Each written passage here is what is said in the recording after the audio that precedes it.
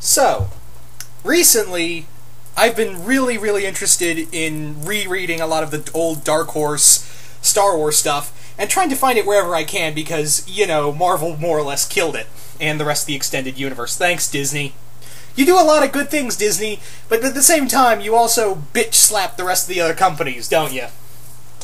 So, I did manage to get my hands on a Darth Vader graphic novel called Darth Vader and the Nth Assassin.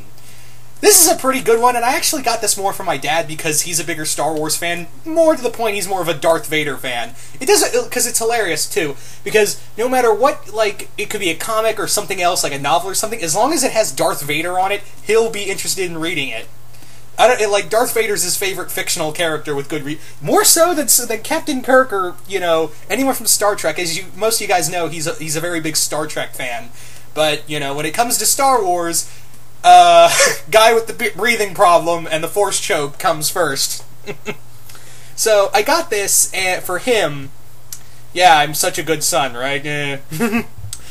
But I also wanted to get it for myself because, you know, it's frickin' Vader, you know, I want to read it. So, what did I think of this? This is pretty good, but like all graphic novels, I feel like I'm spending way too much for this.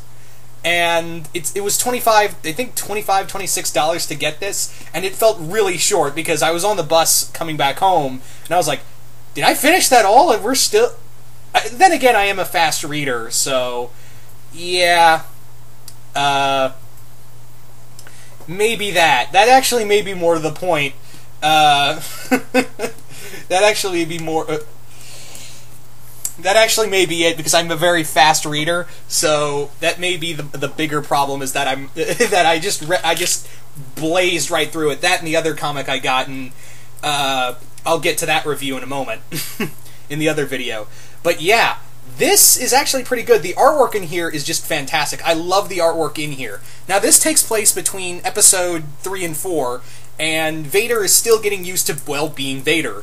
And what's going on is that there's an assassin, an assassin who was hired by an old warlord, excuse me, an old businessman whose Vader murdered his son while they were while they were playing a business deal, and he hires this assassin called the Nth Assassin, and he hires him to go take vengeance on his son. Meanwhile, Vader's trying to discover an assassination plot attempted on the Emperor's life. And he comes to this planet that, you know, is home to this evil that even the dark side was like, we don't want to touch this. You know, when the dark side doesn't want to touch something, you know it's messed up.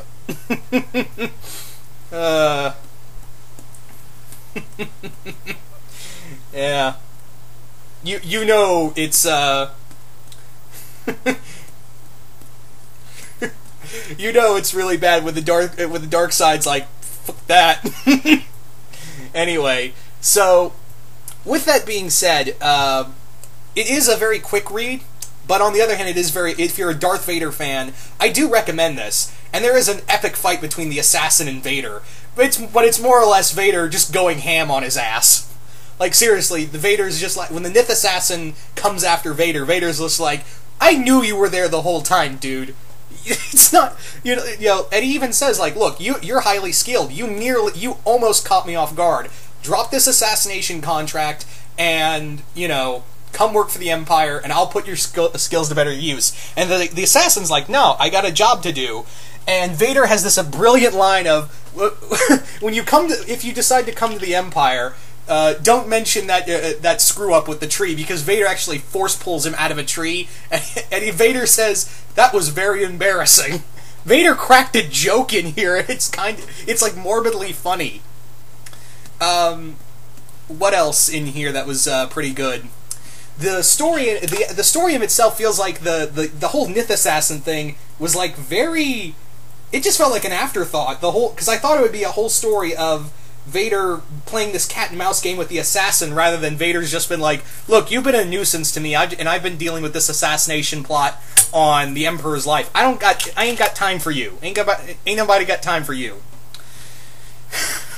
But yeah, it's more or less about this ancient cult that that prophesied Vader would betray the Emperor and become their new messiah of the universe. And Vader says, nah, but I am interested in this crystal you have. that actually builds up to the more of the Death Star. That crystal this crystal has the power to destroy planets, and of course, the Empire wants that.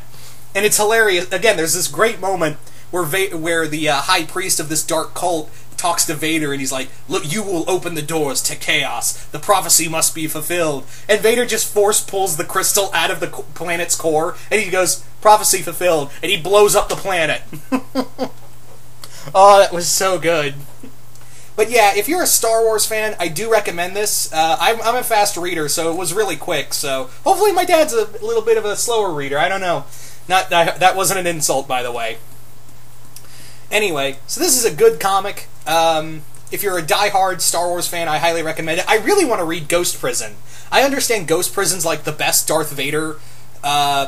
It's like the best Darth Vader graphic novel, and I saw it too. And I actually really want to get Darth Vader and the Ghost Prison, because that's supposed to be like Darth Vader going to this prison that even the Empire won't acknowledge. And he's trying to save the Emperor's life alongside. And there's another one called the Lost Command, but I've heard Darth Vader and the Lost Command is very mixed, because I've heard some people say it's good, others say it's crap. And the premise is interesting, of Darth Vader teaming up with a group of stormtroopers, and even teaming up with Tarkin's son. So that's very curious to read, and it is him still reeling from the loss of Padme.